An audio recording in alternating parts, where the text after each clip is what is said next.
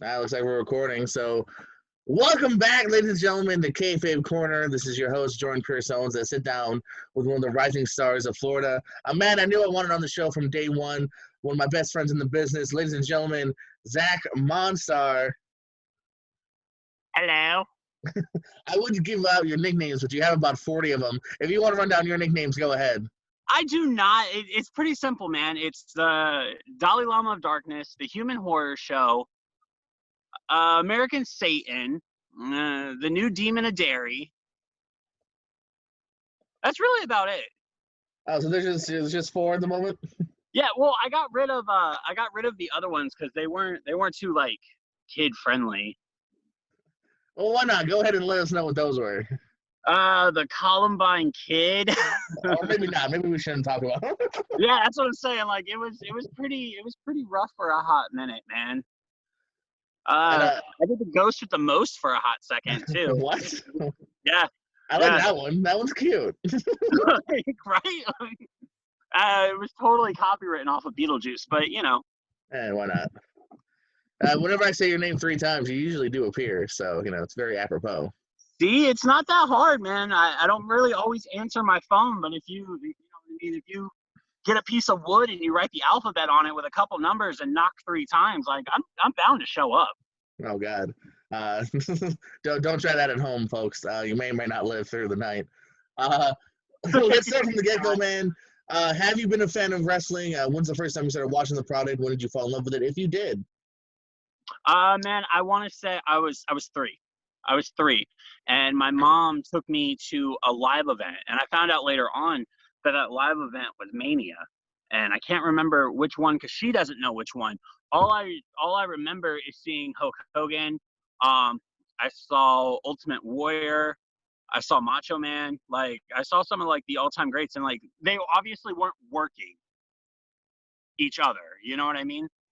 Like it wasn't Hogan versus Ultimate Warrior versus Macho Man. Like, you know what I mean? I remember seeing them, and that's what really kicked it for me. You know what I mean? I fell. There was no in between, and that was like old WWF days. You know what I mean? And then when Hogan made the transition over to WCW is when I started watching WCW. And then somewhere along the lines, like I started watching WWE again during the Attitude Era, WCW, and then I was watching ECW. Like I remember as a child, I was like 10 years old, and there was wrestling on almost every night. Like you had Monday Night Raw, on Mondays, obviously, and then it was like Thursday night SmackDown. Wednesday was like ECW, or like Thursday was a weird day. And then I started watching TNA, and like I just remember briefly, like wrestling was on almost every day of the week, and yeah, I was pretty happy with that. Who were some of your favorites? Who did you really get drawn to? So I started with Hogan. You know what I mean? Like I think that was like the big one, especially as like a little kid. Like that was the one that you like gravitated to. And then I started after I got done with the Hogan bug. Man, Macho Man was a big one. I've always have liked Jake the Snake. Always. Like there's always been no comparison for me when it's come to Jake. And then I fell into Ultimate Warrior. I was a Goldberg mark for a little bit. Yeah. It was simple, man. He'd run in, hit you with like 2 things, and be over with it. And I was like, this He is still amazing. does that to today. I know, but like it takes more now. It takes 3 spears. And then you have to put over Braun Strowman. Yeah, new champ, baby. Yeah. But yeah, dude, I started watching when I was like 3. Hulk Hogan got me, and then from there, like it evolution. You know what I mean? Was it always the plan to enter pro wrestling? To talk about your beginnings. I know a little bit. We started about the same time here. Was it always the plan? Did you luck out? How did you getting into pro wrestling begin? So when I was 15 or 16, I said that I wanted to do this, and I had no idea being down here in Fort Myers, Florida, that there was anything like it. So I was 15, 16, and I was like, man, screw this. Like, I'm gonna do stuff in my yard. And it was me and a couple of friends who genuinely just like wrestling all together. And we didn't have a trampoline, but we had gotten mattresses. So we laid mattresses all over the yard, and we just started going from there. And next thing you know, like, it just kind of became like a thing. Like, Saturday was go out to Zach's house and just beat the crap out of each other, and like we had a blast with it. And then as time started to go on, like, my mindset towards wrestling started to change to, we could do something really cool with this. And I was 18 at this point in time, so I've been just ticking around in my yard with my friends for a couple of years. And the more that I got into it, the more I started to do. And next thing you know, like, I I took a pool, the big above ground PVC type pools, and the house that I was at, the lady next door was getting rid of hers. She didn't want it anymore, and I was like, "Can I have that?" She was like, "What are you gonna do?" And I was like, "Yeah, you'll see. Can I have that?"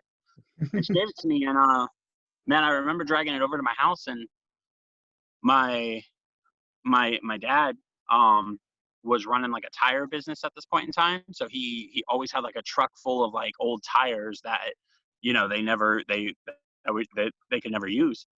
So, man, I took that above ground PVC pipe pool shell, the skeleton of it, and I filled it with tires and plywood and futon mattresses, and I wrapped everything really tight, and I made a ring. I made a ring. And next thing you know, we started wrestling, and then it came into like character development and storylines and matches. And I'm jumping out of these 25-foot trees on top of people for, I guess, nothing. Like, it was a Tuesday and we were bored.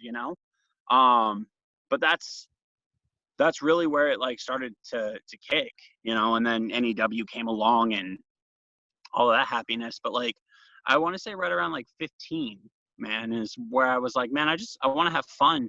And then I was, yeah, I was about 18 before I was like, you know what, let's do this for real. So talk to me a little bit about NEW. Obviously, that's where I first met you here, DB Harrison. Well, who do you credit really as your original trainers? When did that start rolling? Some of the earliest opponents that you give some credit to. Talk to me about NEW. Okay, so as you know, NEW was just like the homegrown backyard foundation of what Fort Myers, you know what I mean? Like, you couldn't have pictured a more, like, when you think of like a backyard wrestling like federation, like when you think of it, like, NEW is the perfect standalone component. Think about it. Like, there was a ring that was homemade out of like angle iron and like not plexi beam in any way, shape, or form. It was like made out of steel, um, built in a yard out in Suncoast in North Fort Myers, and it was, man, it was amazing. Like, it was everything. Um, I I can't credit NEW enough. When it comes down to it, Bruce Stokes, he was the owner at the point in time. I guess he was the owner throughout the entire thing. I don't really know. I kind of lost track of all the hands in the pot. You know what I mean? Because you were there. It was pretty hectic for a hot minute. But so Bruce is the one that reached out to me first. He saw a video of some dumb things that we were doing out in my yard. Uh, Jumping off of, I want to say the video he saw was me spearing somebody off a 2-foot high barn, like a storage shed that it was 2 stories high, not 2 foot high. Sorry. And put him through a bunch of tables and everything else. And like that was the video where Bruce hit me up on MySpace. This is how far back this goes, and was like, "Hey man, saw your video. It was insane. How would you feel about doing this for real?" And we went out to. He invited me out to a show. I went and I checked out that show on a Saturday. Talked to DB and Bruce right after the show, and they were like, "Hey man, like we do this on Tuesdays and Thursdays as training. They're like, if you want to give this a shot, like, come on out." And that Thursday I went out, and it was so much different than what we were already doing, you know what I mean? But I showed up there with like 19 other kids, and their one rule was like, "Hey, like you can't do this anymore if you're gonna do this." So like backyard wrestling got canceled, like it got cut, like we tore down the ring and set it on fire and everything else. Like it was it was a pretty amazing epic time. But DB, like once Dustin started to see that I wasn't just one of those like flash in the pan, like I wanted to be a wrestler and the bumps were too rough, so I didn't show back up type of individuals. DB had a lot to do with like my training, with what I was doing, and actually DB, as my trainer, was the first one to ever put me over in a match. That was the very first like W that I ever got. And before that, I got to work people. I worked Bruce. I worked with Marcus. I worked with Giovanni, which was Chris Legend at the point in time. And I want to say like those individuals beforehand really helped me understand like what the hell I was doing, if that makes any sense. You know what I mean? Like Yeah.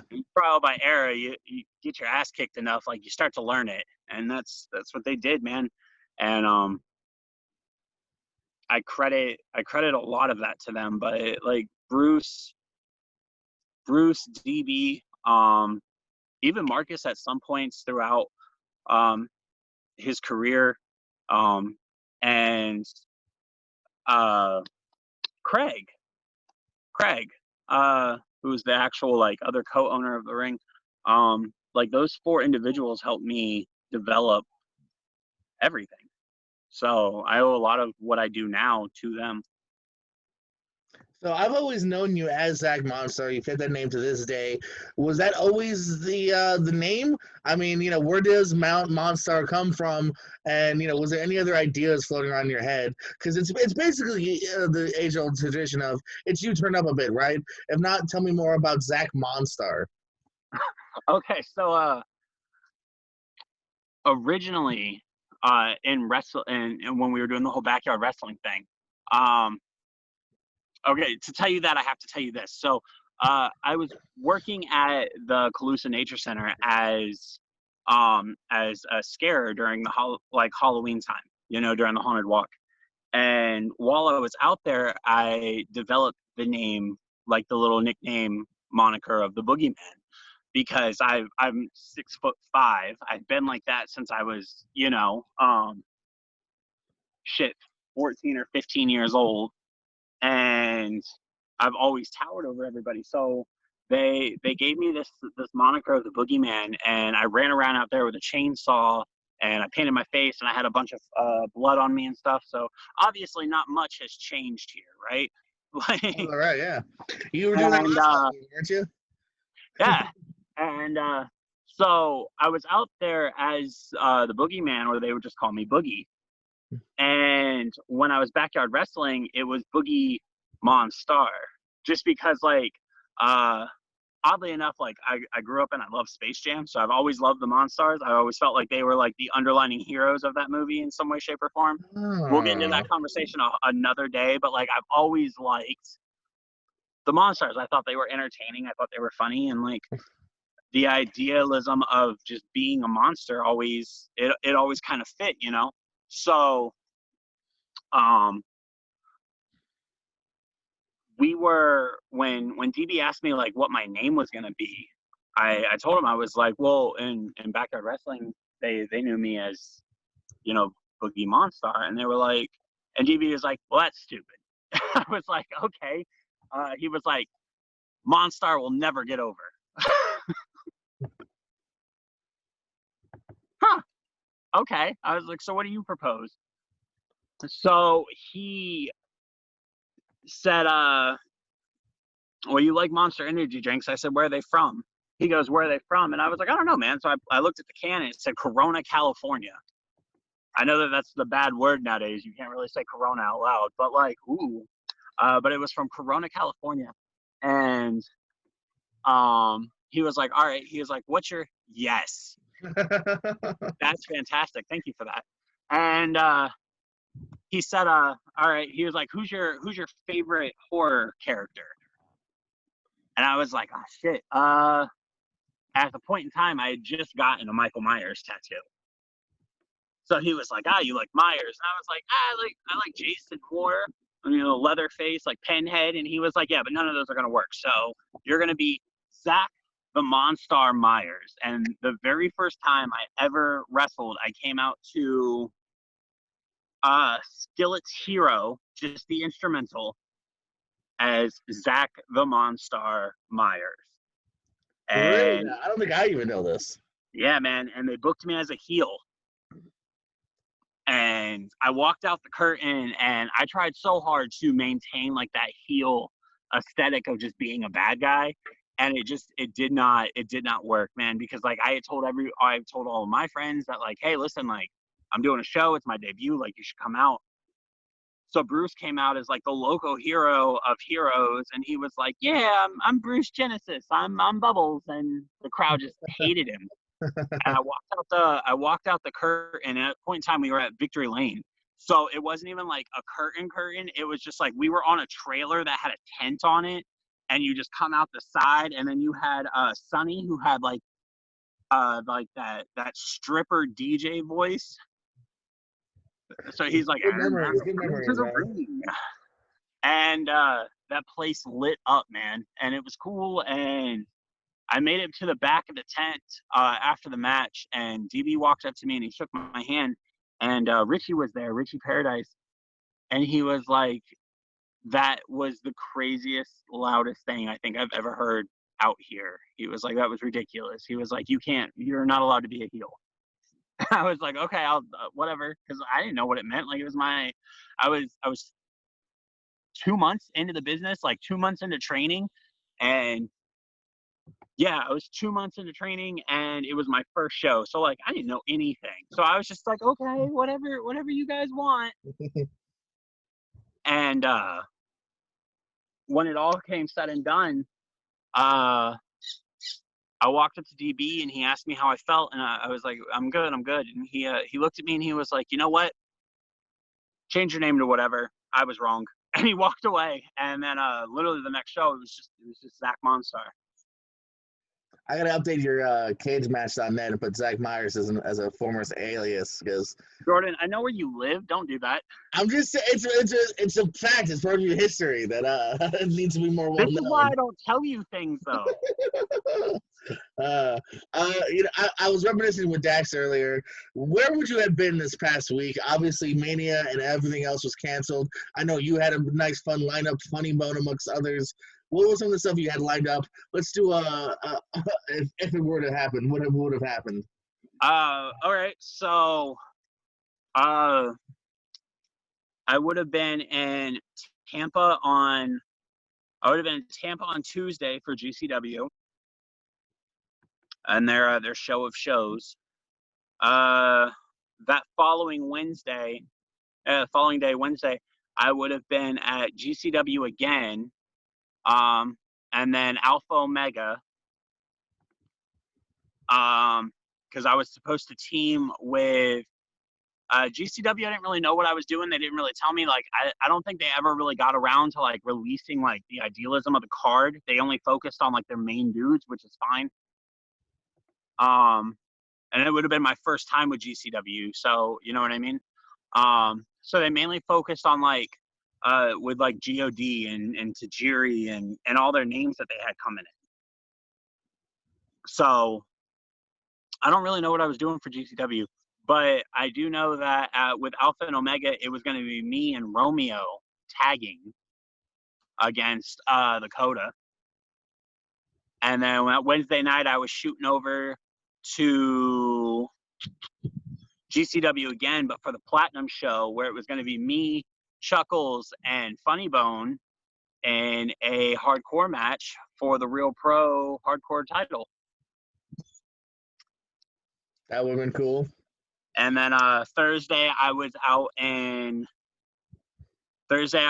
Cocoa because ARW was doing their show out in Cocoa. They weren't even doing it in Tampa. So I was going to be out in Cocoa with ARW, and it was going to be me, Chuckles, and Madman Fulton from OVE in a hardcore match. And then that Friday, I had the Real Pro show. That would have been our first like Mania show. And I was doing the death match with Atticus and Ocean and Heavy to turn around and do the ARW and Real Pro combined show that Friday, where it was going to be me and formerly known as good friend Paul, but Leviathan, and in a tag match versus, I want to say it was Swirls and Leo, right? Liam Knox. Yeah. And then Saturday I had another show over at, I want to say it was Pop Up or it was Nightmare Before Mania. I can't remember. Yeah, I was about to say.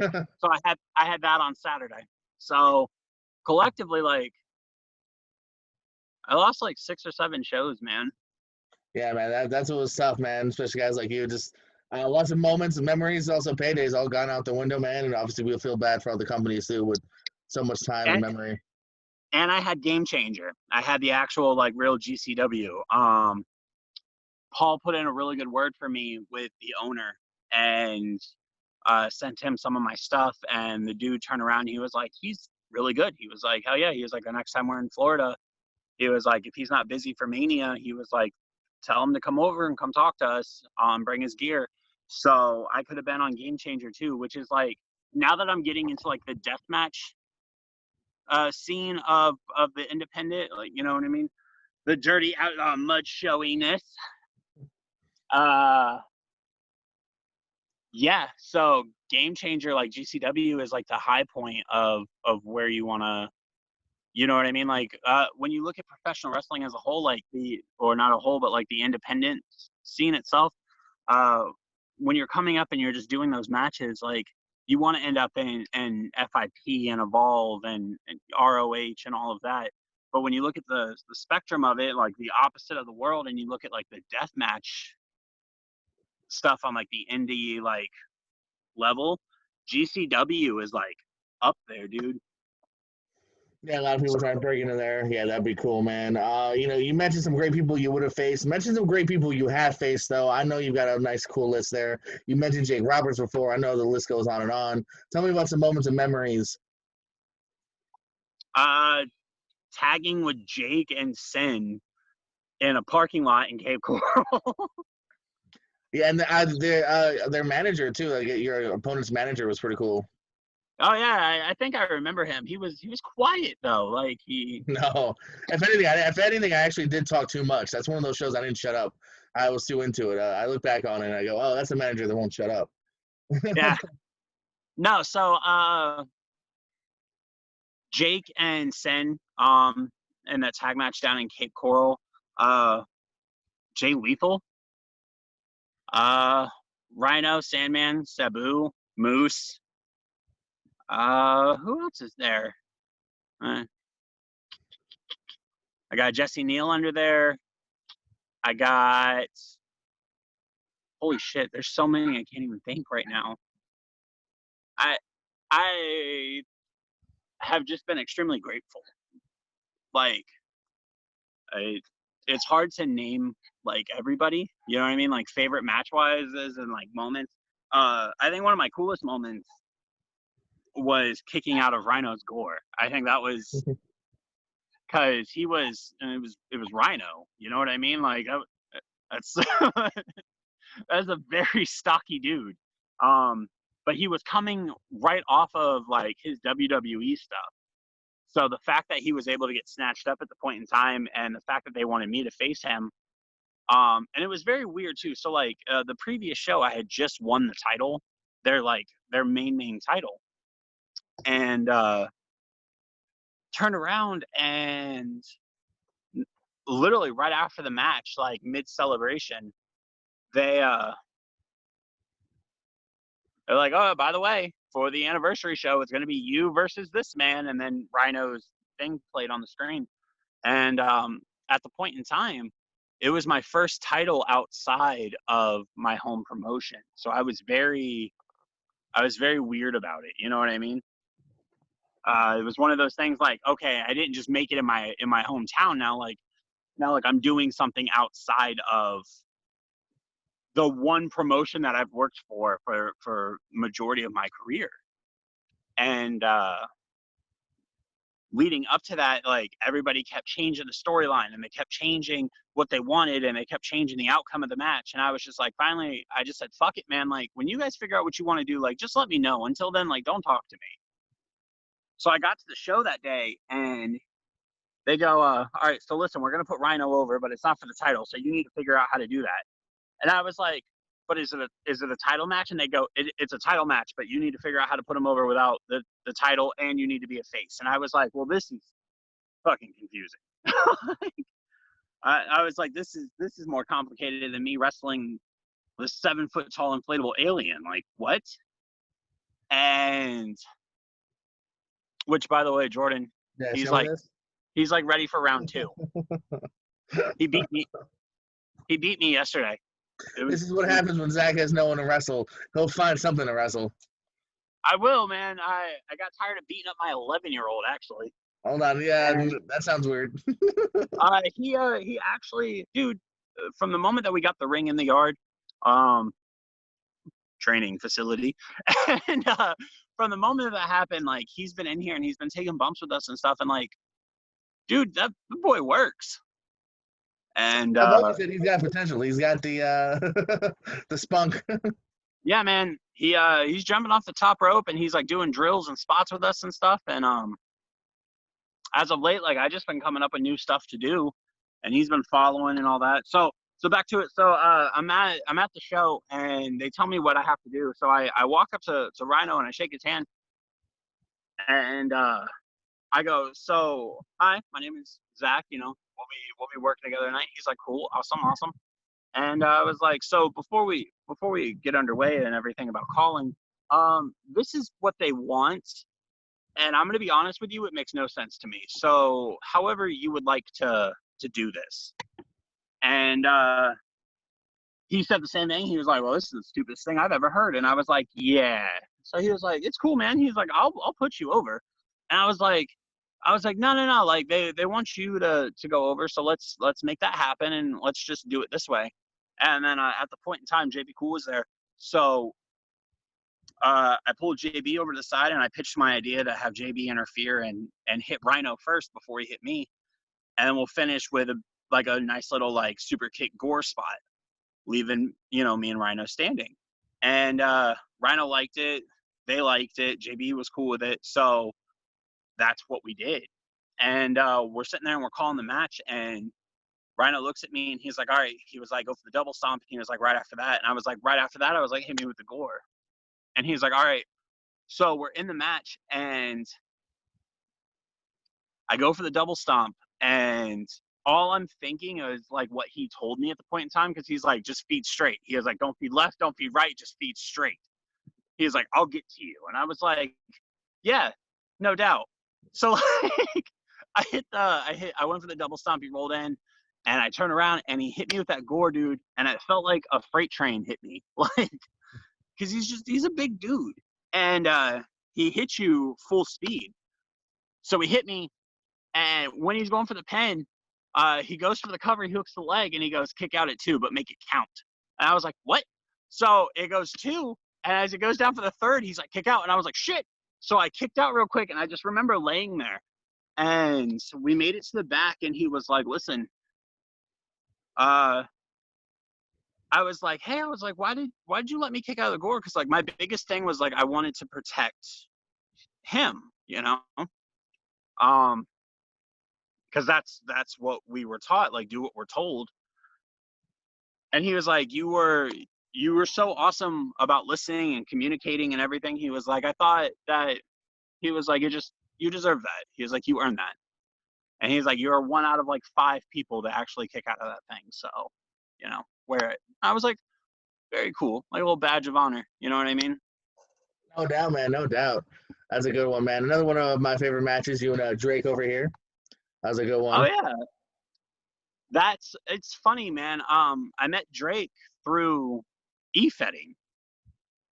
Oh yeah, that's right. Yeah. Yeah, I met Drake through e-fetting. I didn't even know who he was, and then we were doing like this internet wrestling fed thing or whatever, and I ended up meeting Drake, and me and him just became really good friends, and it worked out. He still owes us, by the way. Yeah, Drake. Got to come back to Real Pro. You owe us. He does. Speaking of that, let's delve right into that, man. So, over 5 years ago, me and you started a little company called Real Pro Wrestling. Just tell me about the origins of that. 5 years strong, baby. Let's talk about some RP dub. All right, so NEW went under, you know that. And when NEW went under, like it went the fuck under. Like there was gonna be nothing. And I remember that day because like there was supposed to be a show, and me and you were heels at the point in time. Like me and you were a team. Yeah, did we talk about killing the company? I guess we did. Yeah, no, we did, and there was supposed to be a show that night, and the show got canceled. So me and you went outside of like a gas station. It was like a pilot, and we cut the promo right next to the to the gas station where you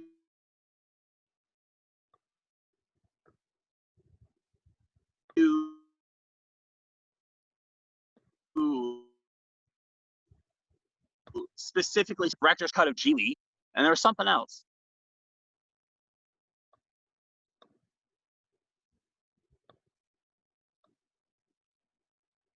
You recall any of this? Oh, you're cutting out all of a sudden, but yeah, we're cutting a promo out of gas stations. That's what I last heard. Yeah. So we were cutting a promo at a gas station, and you were holding the company ransom. That's why we didn't have the show. And you asked for the director's cut of Geely. Oh yes. You wanted all green M&Ms.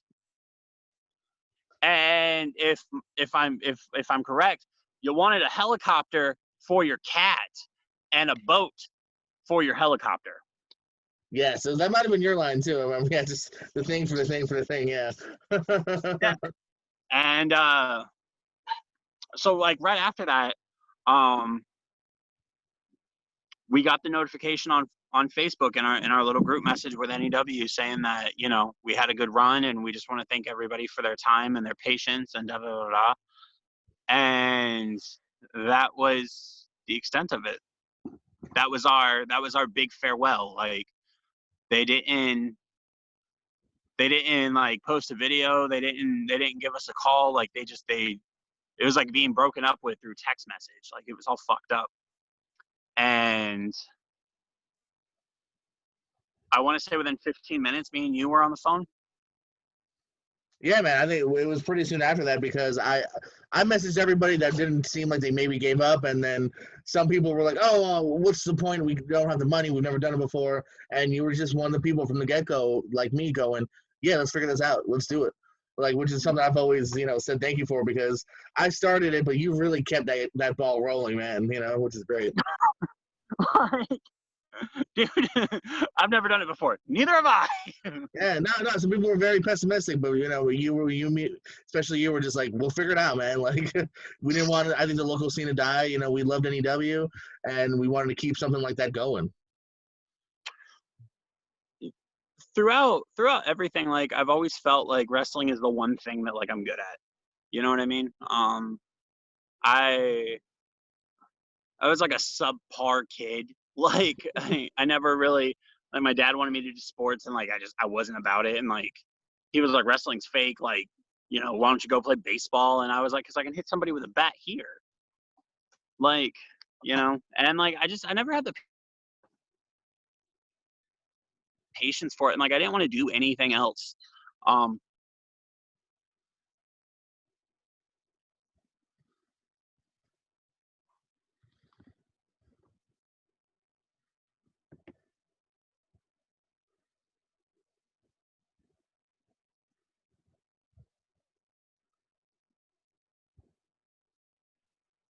And then when I subpar, like, because I didn't know. Hey, there you are. Oh, we back now? Okay. Like, all I saw were your eyes closed. I was like, is he sleeping? No, Like, no, I've been awake this whole time. Just um, all of a sudden it's being loose. it's fine. Where did it cut off? I was staring at you for a while there. What was the last thing you said? I had heard most of it. It kept catching up a little bit at a time. Oh, okay. Oh no. So like when it came down to it, like wrestling is just the one thing that like I feel like I've always just been good at. Like understanding it, and like the more that the days go on, like I find myself just thinking about wrestling more and more and more and more. Where like I can't remember what I had for breakfast, but I can recall my entire first match ever from every spot. So wrestling just has completely taken control of my entire brain. So the thought of not doing it anymore, like I may not have known how to do. I may not have known like how to run a promotion or what to do with said promotion, but I knew I was going to figure it out. So yeah, 15, 20 minutes, if that, you called us or you called me. Me and you were on the phone, and then Romeo got involved, and we secured a ring within 5 days, and everything else just kind of. We had what, like 2 months to promote for like our very first show. Yeah. I want to say NEW went out in June. Their last show was, I think, Cinco. I think May of 2015. And then we run, we're like, oh, should we do July? Because it's June's too late now. And we're like, let's give it another month. Let's do August. And that was our debut, August 2015. Yeah, August was our very first show, and we promoted the hell out of it, and we packed the house with it. And it was so weird too, because like it was right after Piper.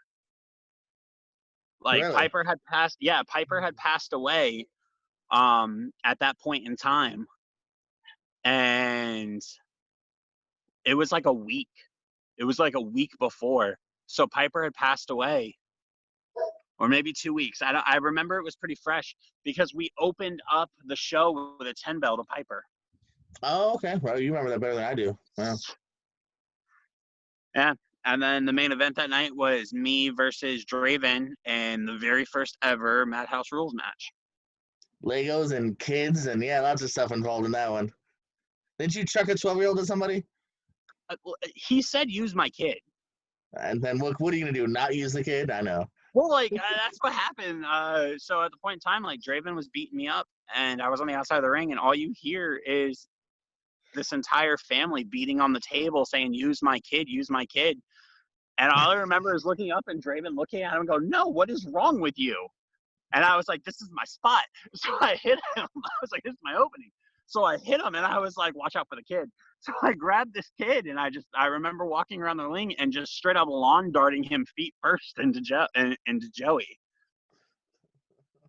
It was a great moment, then quickly followed by my logic of like, man, we probably shouldn't have done that. It was great, but maybe a little cease on that for the future. All I remember in the commentary is, well, ladies and gentlemen, this is our first and last show, thanks to Zack Monstar. I was like, all right. What a debut and final show all at once.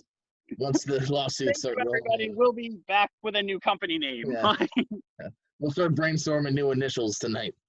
So you've had some great matches. What are some matches, and we'll do both local and big. What are some local guys that's in Florida or even Georgia or wherever that you would love to get in the ring with? Who have you not worked with that you would love to get a shot at? Shit, man.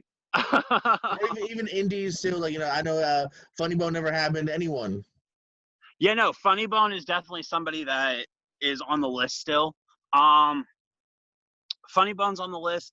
I would love to get in the ring with Atticus. Normal match, death match, doesn't matter. I would love to do it. Supposed to happen Friday. I know, buddy. I know. Name wise, like, man, I think at this point in like the game, I just like wrestling. Like I like being your go-to guy when it comes down to it, because 9 times out of 10, whenever we bring in somebody new, like think about it, like what was Samson? Oh, Samson, yeah. Yeah, we brought in Samson, and then you brought in that dude Mason. Um, every time it's ever come down to you bringing somebody in there, like you always put them against me. So like I enjoy working at this point in time. Like, yeah, Funny Bone is an amazing idea. It really is, but like, man, I like wrestling. Like at this point, like I don't think I have like a checklist of names. I think if I ever do have that checklist, like G-Raver is on my G-Raver's on my top there. What about Nick Gage? Yeah, I would do Gage. The same thing with Tremont.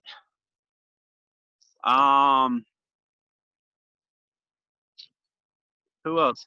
I would like another one-on-one with Raven sooner or later. Who else? Oh, Raven Havoc. Yeah. I'm thinking of Kakal Raven. No. That was supposed to happen, but it never did. Yeah, that was one of those. Yeah, you got a few of those got away from you too. All the people you have wrestled. There's also a list of people that was close. Yeah. Fucking Callahan. Thanks, Sammy. Like, he's another one, man. Like, I would love to do that. Same thing with like Tessa. I'd love to work Tessa. I'd love to work Callahan. You know, if Bray ever gets released, I'd love that opportunity. Got Brody Lee now.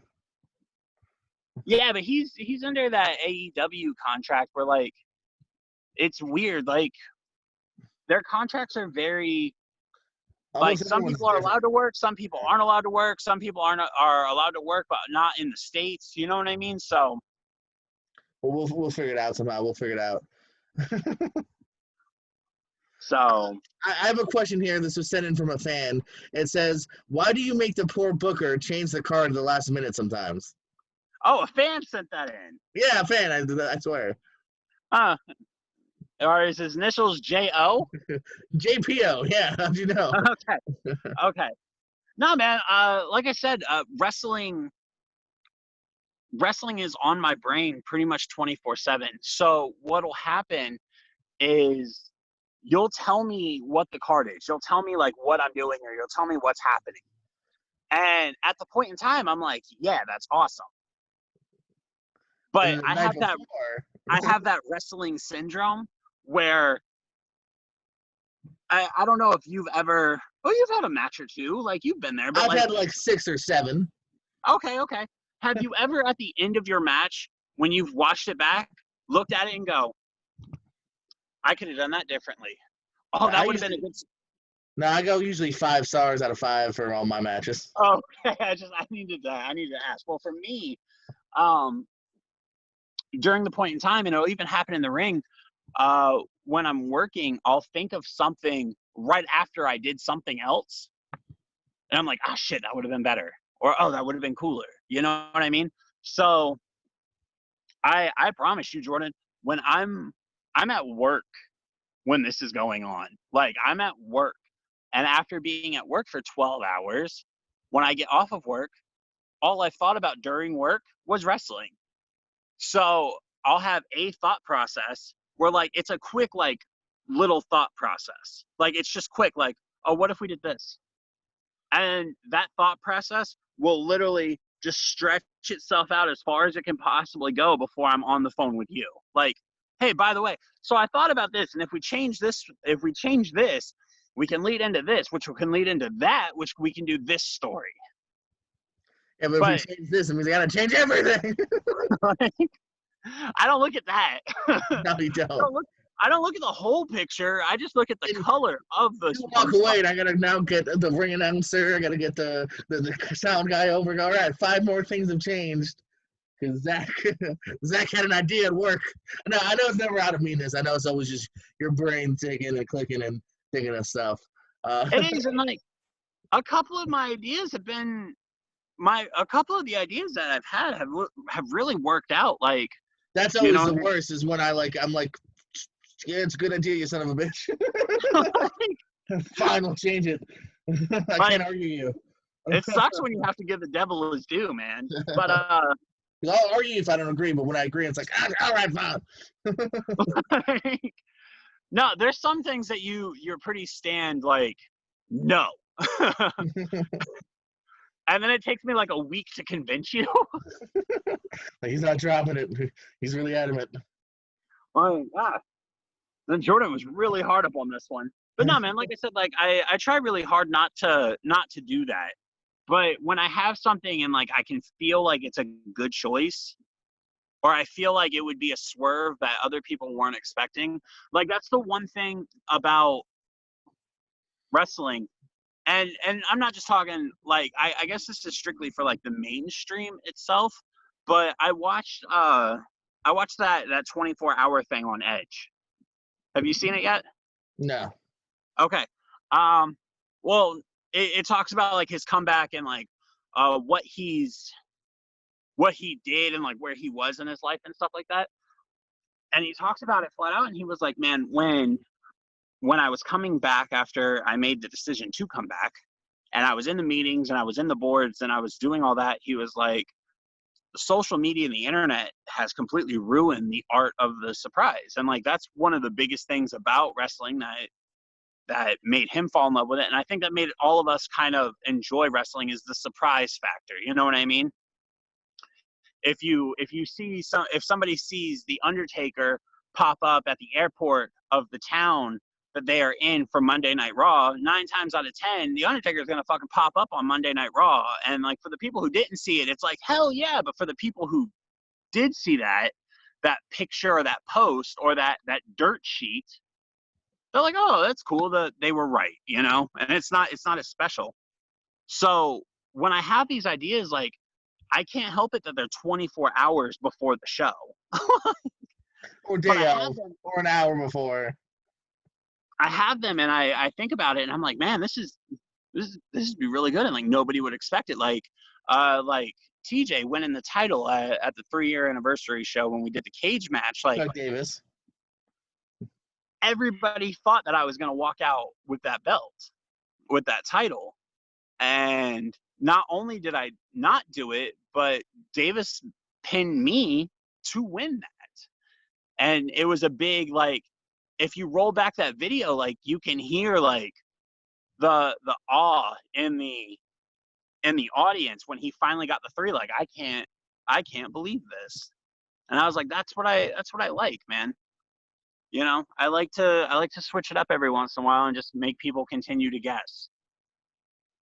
Absolutely, absolutely. Where do you see yourself in 5 to 10 years, my friend? Wrestling.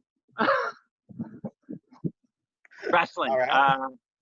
I don't care where and I don't care against who. I'm getting really good at working inanimate objects. Water bottle, broom, alien.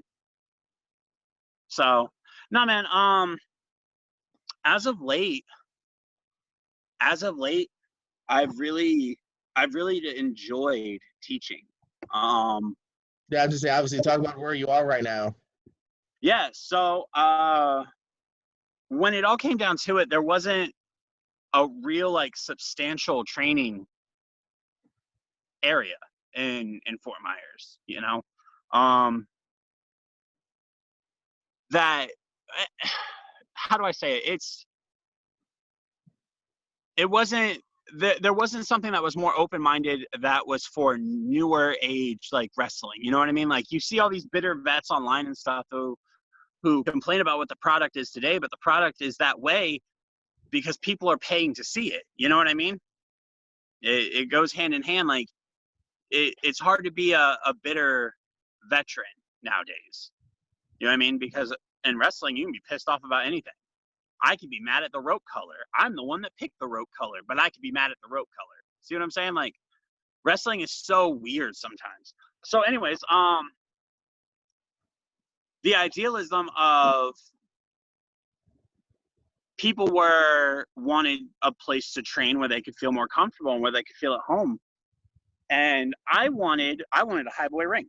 So I wanted to do something for Real Pro that was just different. So we didn't have to depend on anybody anymore, and we didn't have to rely on outside sources. Like, I wanted to do something that was strictly for us. And I think one of the worst parts about running a promotion is depending on somebody else for you to be able to do your product. You know what I mean? I see a lot of promotions nowadays that are like, hey, I run a promotion and I book these guys. Oh, also, does anybody have a ring that we can rent? You've already announced your first show. Like, that's probably something that you should get, I don't know, figured out beforehand, but whatever. So yeah, I wanted a ring, and I wanted a place where people could come and train and feel safe about it, and what we did. So I bought a ring. We went in on it. It was me, you, a couple others, and throughout time, some people have faded off. Other people financially couldn't, maintain. And yeah, here's a ring. Like, but this is what I've been doing as of late. I want to say, what, Jordan, since October? Yeah, September, October. Yeah. We got the ring at the end of September. Yeah. Because our very first show in this ring, it was me, Ocean, and Heavy in a death match. What a way to christen the ring. Yeah, right? And so right after that, I was doing the haunted walk, so it was a little bit harder for me. But like, come November, man, it went full circle, and that's when everything got announced, and that's when students started coming around, and I had a full-fledged training schedule, and I've got about 15 kids, and they're all learning really well. You know what I mean? And I enjoy it. Like, so to watch them walk in and not really know what they're doing in any way, shape, or form, and then to see them like start to get it and progress, and now they're working matches, and there's a couple old talents that come around too when it comes down to it, where, you know what I mean? Marcus comes out now, and it's funny to me because like Marcus trained me, so now I'm training Marcus, and it's weird how things just kind of go full circle. But like, I can't talk about, like, no word can express how immensely proud I am to be able to give back to what I'm doing, to what the business has given me, to kind of help usher in like the next set of future, not Zack Monstars, because I wouldn't wish that life on anybody, but like, other like future talents. You know what I mean? I think that's where I'm at. Like, where am I in 5 years? Hopefully I'm in a building and I'll be sitting in this ring, and yeah, that's where I'm at. Well, give them some plugs, man. Where can people reach out to you if they're in the Fort Myers, anywhere near the area, looking to train Real Pro Wrestling University? It's pretty much simple as that, man. So you can find the Facebook information on, facebook.com/Real Pro Wrestling University. And on Instagram, it's the same thing, Real Pro Wrestling University. And me and Leo are the ones that run both social media outlets when it comes to Facebook and Instagram, and that's how you can find us. Oh, I fantastic. think are you on there? On what? Are you on the Real Pro University thing? I don't know if I'm an admin. I'm imagine I liked it. I don't know. We'll talk off air if I am or not. I know I'm on the main, obviously, Real Pro Wrestling Facebook. Are you? What do you mean, am I? I'm the one that posts 9 times out of 10. Are you really asking me this? Yeah, I know, Mr. 4 a.m. Post. Hey, I've changed that now for the most part.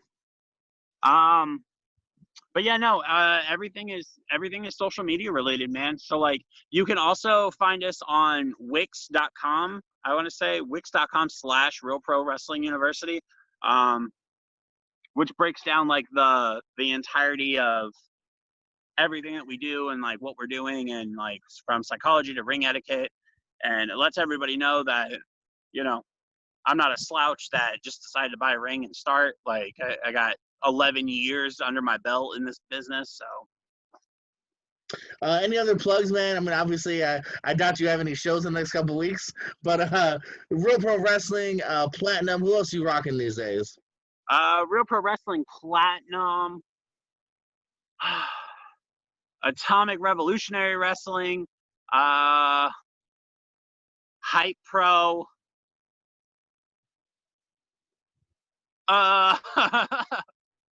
shit, dude, there's so many.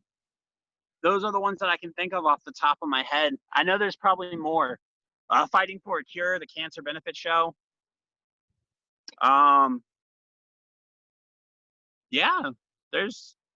And I'm constantly working towards other ventures and outgoing. I was supposed to do Unholy at the end of this month up in North Carolina, but I just reached out to IWA Mid South, I want to say it's called, because it's funny. I didn't even know they were doing a deathmatch thing. And Bully Parker, Dre, he posted it and he was like, I'm in a deathmatch. And I was like, well, let me see if I can get my hands on that too. So like anywhere that anywhere that has like a trail of bodies and a bunch of blood surrounded around it, just look there. You'll find me. I'm there. And there's a Massacre of Zack somewhere nearby. Anything else you want to say, my man, Mr. Monstar? Nah, man.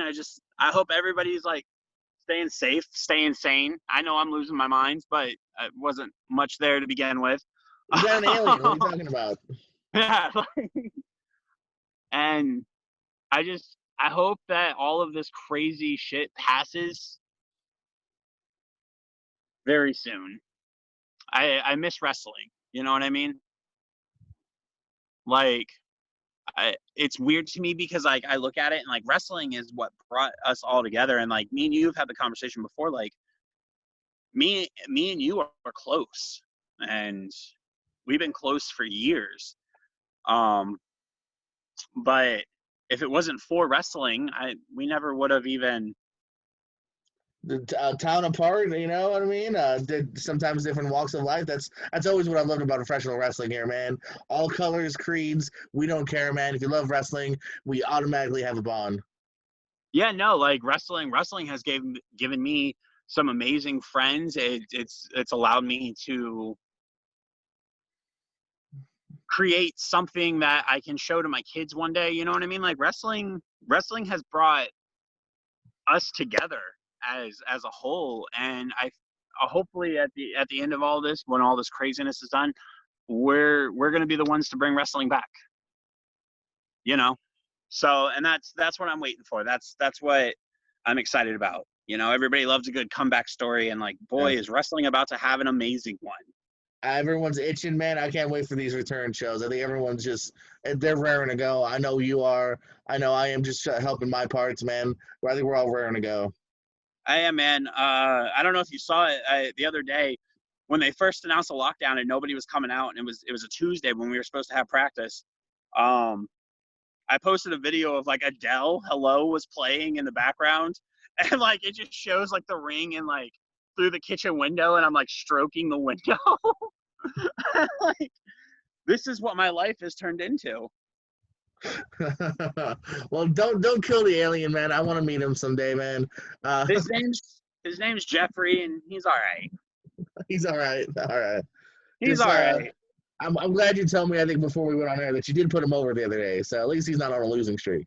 Yeah, no, he my booker and my agent tells me I have a problem, you know, that my winning streak's too big. So I'm adding numbers to it on the other side. I don't know if they count, but it They matters here. don't. Yes, they do. I'm not putting Jeffrey on the roster. I tapped out to him. Oh, God. All right. That's a good as note as ever to end on, man. Zach, thank you so much for joining me here, man. We'll do a part 2 because I know there's so much more we could have gotten into. This is JPO for Zack Monstar and Kayfabe Corner. Thank you, and I love you more than you'll ever know. Okay.